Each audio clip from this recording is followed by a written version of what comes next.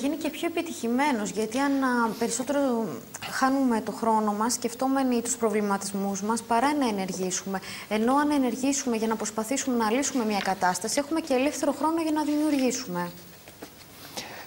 Και βέβαια για να πετύχουμε, όπως είπατε προηγουμένως, και να ενεργήσουμε, θα πρέπει να κατανοήσουμε καλύτερα τον εαυτό μας. Όλα ξεκινούν λοιπόν από τον άνθρωπο. Στο κέντρο όλων είναι ο άνθρωπος, είναι ο εαυτός μας. Πρέπει λοιπόν να κατανοήσουμε τον άνθρωπο, τον εαυτό μας καταρχήν, την προσωπικότητά μας, πώς αυτή επηρεάζει τις σχέσεις μας και τη δυνατότητά μας για επιτυχία. Να κατανοήσουμε την προσωπικότητα των άλλων ανθρώπων που γνωρίζουμε, που είναι γύρω μας. Να καταλάβουμε πως οι αντιλήψεις μας και οι σκέψεις μας, οι επιλογές μας καθορίζουν σε σημαντικό βαθμό τη μοίρα μας. Να εμβαθύνουμε σε θέματα επιρροής αρμονικών προσωπικών σχέσεων, πωλήσεων, ηγεσίας και διοίκησης άλλων ανθρώπων. Κάτι παρόμοιο αναφέρεται στη σελίδα 28 του βιβλίου. Όπου? Μπορώ να το διαβάσω. Βεβαίως. Στην αρχαία Ελλάδα, ο Σωκράτης πίστευε ότι η αναζήτηση της αλήθειας θα πρέπει να ξεκινάει από τη μελέτη του εαυτού μας και ότι αυτή ήταν πιο σημαντική από τη γνώση των νόμων του φυσικού κόσμου, οι οποίοι ανήκουν στους θεούς. Ναι. Ο Σωκράτης εδώ μας λέει το γνωστό ρητό που όλοι μας ξέρουμε, το γνώθεις αυτόν. Έτσι. Από εκεί ξεκινά. Οι αρχαίοι Έλληνες φιλόσοφοι είναι στο επίκεντρο. Αν μπορούμε να πούμε, το γράφουμε και στο βιβλίο μας, στην σελίδα περίπου στη 200η σελίδα, αναφέρεται ότι επίκεντρο του ελληνικού πολιτισμού και αυτό το κληροδότημα του ελληνικού πολιτισμού είναι κυρίως οι δύο αυτοί μεγάλοι φιλόσοφοι, ο Πλάτωνας και ο Αριστοτέλης. Διότι θα μπορέσουμε να πούμε ότι, ξέρετε, η Ελλάδα έδωσε και ανέδειξε μια πολύ μεγάλη, μια λαμπρή αυτοκρατορία, την αυτοκρατορία των Μακεδόνων, του Μεγάλου Αλεξάνδρου, που κατέκτησε όλον τον γνωστό τότε κόσμο και έγινε κοσμοκράτηρα της Ανατολικής Λεκάνης της Μεσογείου και έφτασε μέχρι τις Ινδίες. Όμως αυτή η αυτοκρατορία έδισε μετά από ορισμένα χρόνια, μετά από ορισμένους αιώνες, κατέρευσε και κατακτήθηκε από τους Ρωμαίους, όπως όλοι ξέρουμε. Όμως στον παγκόσμιο χάρτη, στην παγκόσμια κοινότητα, αυτό το οποίο έμεινε είναι η αυτοκρατορία του Πλάτωνα και του Αριστοτέλη. Αυτή η αυτοκρατορία, των δύο αυτών φιλοσόφων και άλλων που είναι γύρω από αυτούς, όχι μόνο δεν κατέρευσε, ζει και βασιλεύει σήμερα και όλα τα συγγράμματα όλων των συγγραφέων εκεί αναφέρονται. Άρα λοιπόν όλοι και εμείς που είμαστε Έλληνες είμαστε περήφανοι που προσφεύγουμε στη ρίση του μεγάλου αυτού Έλληνα φιλόσοφου. Γνώθεις αυτόν λοιπόν πρώτα και μετά βγες έξω να αντιμετωπίσεις τον υπόλοιπο κόσμο. Αν τα καταφέρεις να γνωρίσεις το δικό σου εσωτερικό κόσμο, ναι, είναι... Μπορώ να πω βέβαια, να προσθέσω ότι ο σκοπός αυτού του βιβλίου είναι να συνδέσουμε την ψυχολογία με τη δυνατότητα για απόκτηση πλούτου, επιρροής, αρμονικών σχέσεων. Μιλάμε για τον άνθρωπο αυτόν καθεαυτόν. Πώς θα αποκτήσει ο άνθρωπος με τους λοιπούς ανθρώπους αρμονικές σχέσεις, τις οποίες βλέπουμε ότι με την πάροδο των ετών ο άνθρωπος αποξενώνεται, απομονώνεται και η κοινωνικότητά του δυστυχώς μειώνεται δραστικά, θα έλεγα. Επίσης εξετάζουμε τις συμπεριφορές των ανθρώπων που έχουν τη δυνατότητα να αλλάζουν τις ζωές άλλων ανθρώπων. Αυτοί είναι οι ηγέτες. Είναι ένα κομμάτι το οποίο το έχουμε αφιερώσει στους ηγέτες. Σε αυτό το κομμάτι, αν θέλουμε να πούμε δύο λόγια για την ηγεσία, θα πρέπει να πούμε ότι και εγώ σαν μάνατζερ τόσων ετών, να δώσω έναν ορισμό του management καταρχήν, να πούμε λοιπόν τι σημαίνει management.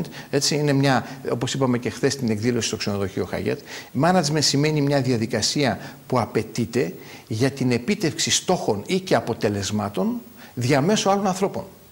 Χειριζόμαστε λοιπόν στο management άλλους ανθρώπους, να πετύχουμε στόχους και αποτελέσματα. Αυτό είναι το έτσι, πολύ σημαντικότατο. Και για να πετύχουμε άλλους τους στόχους, λοιπόν, αυτούς τους ανθρώπους πρέπει να ξέρουμε να τους ψυχολογούμε, να τους δημιουργούμε παρακίνηση, υποκίνηση και να δουλεύουν όλοι μαζί κάτω από το ίδιο πρίσμα με στόχο την επιτυχία του στόχου αυτού, του κοινού που έχουμε ήδη θέσει. Θα έλεγα δύο λόγια επίσης, αν μου επιτρέπετε, κυρία Δελιγιάννη, για το θέμα των 4 μης. Μια και μιλάμε για τη διεθνή βιβλιογραφία, ας πάρω λοιπόν το κλασικό μοντέλο. Στο management, που το ξεκινάει από τη λέξη μη, να βάλουμε λοιπόν τα 4 μη. Τα 4 μη είναι, πρώτα απ' όλα, η λέξη men, δηλαδή men, όχι άνδρες, άνθρωποι, με κεφαλαίο. Άρα λοιπόν εδώ πρέπει να επενδύσουμε στον ανθρώπινο παράγοντα, να επενδύσουμε στον άνθρωπο, στους ανθρώπους, στους εργαζόμενους, είτε αυτοί είναι σε έναν οργανισμό, όπως παραδείγματος χάρη το νοσοκομείο, όπως είναι παραδείγματος χάρη μια επιχείρηση εμπορική, μια επιχείρηση βιομηχανική.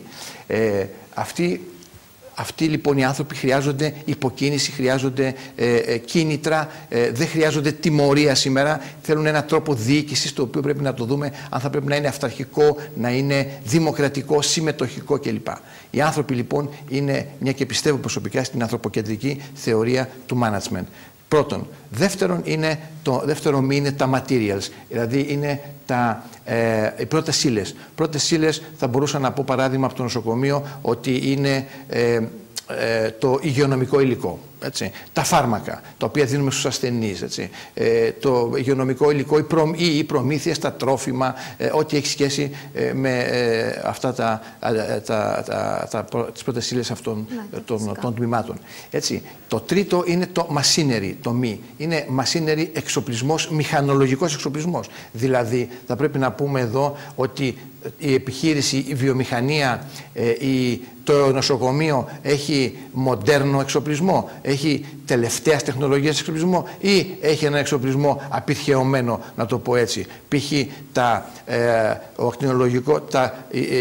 ακτινογραφίες βγαίνουν με ένα παραδοσιακό τρόπο και άρα δεν έχουν την πιστότητα που θα έπρεπε να έχει ένας ψηφιακός, ας πούμε, έτσι, ένας ψηφιακός ακτινογράφος.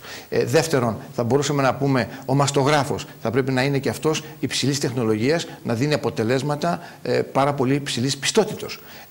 Επίσης, θα μπορούσαμε να μιλήσουμε για το μικροβιολογικό εξοπλισμό. Να πρέπει να είναι σύγχρονου επίπεδου και όχι απειρχαιωμένου επίπεδου, που συνέχεια χαλάει και ξανά χαλάει και ξανά αναβάλουμε τις εξετάσεις, στέλνουμε τους ασθενείς έξω. Να λοιπόν το τρίτο μη που είναι το machinery, έτσι, ο εξοπλισμός. Και το τελευταίο μη είναι το money. Money, δηλαδή ό,τι και να κάνουμε χρειαζόμαστε λεφτά. Money.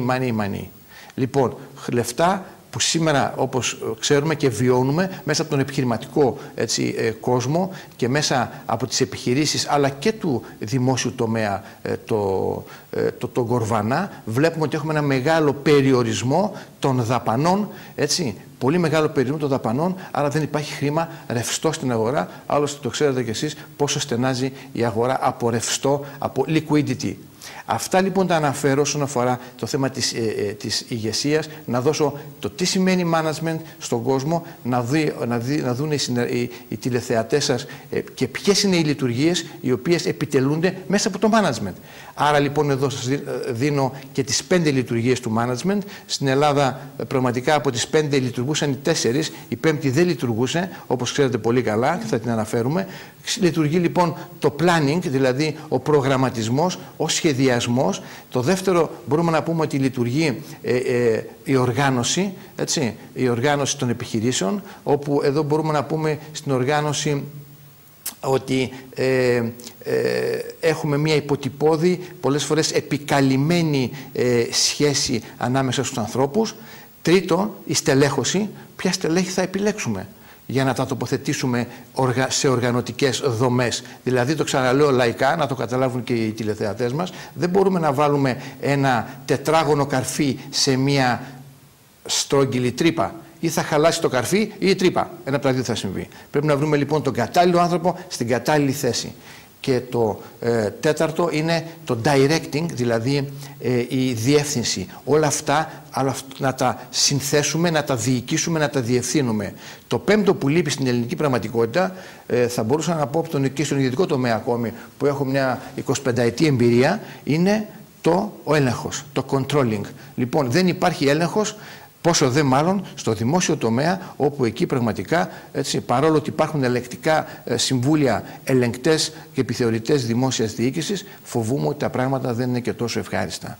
Αυτό λοιπόν είναι το management. Πάμε στην ηγεσία και τελειώνω με αυτό το κεφάλαιο. Στην ηγεσία ο ηγέτης είναι αυτός ο οποίος καθοδηγεί τους άλλους ανθρώπους. Τους καθοδηγεί, και εδώ έχουμε τα 3 ε. Δηλαδή τα 3 ε σημαίνει ότι ο ηγέτης εμψυχώνει, ενθαρρύνει, εμπνέει, και θα έλεγα και κάτι τελευταίο, ότι ο ηγέτης για τα ελληνικά δεδομένα ή για τα παγκόσμια δεδομένα πρέπει να ενθουσιάζει τους άλλους γύρω του.